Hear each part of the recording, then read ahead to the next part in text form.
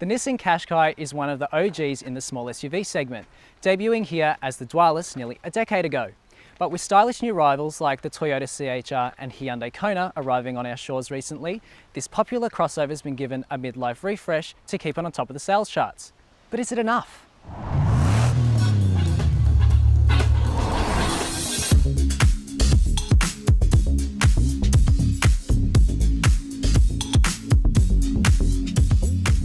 For 2018, the Qashqai has been given a significant facelift, sporting new front and rear treatments along with new wheel designs.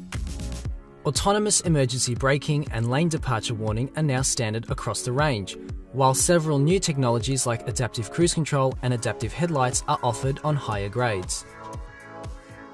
The interior has been refreshed too, headlined by the new D-shaped steering wheel from the larger X-Trail, upgraded materials and redesigned front seats on all but the base model.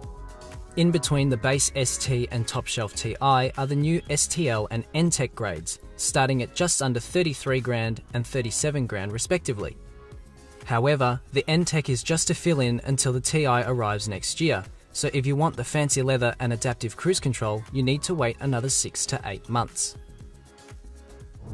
So what's it like to drive? Not a whole lot different to the car it replaces, but you only get the option of the 2-litre petrol now. The diesel's gone. So you have 106 kilowatts of power and 200 newton meters of torque. Drive is sent exclusively to the front wheels via a CVT transmission. The ST base model though does get the option of a 6-speed manual. Performance is adequate. This car is going to spend most of its time around the city, so you're going to be fine if you spend most of your time there. But once you get out into these country back roads like we're driving on today, you'll find that if you want a little bit more go, it does this. It's not a pleasant sound. The ride's pretty good.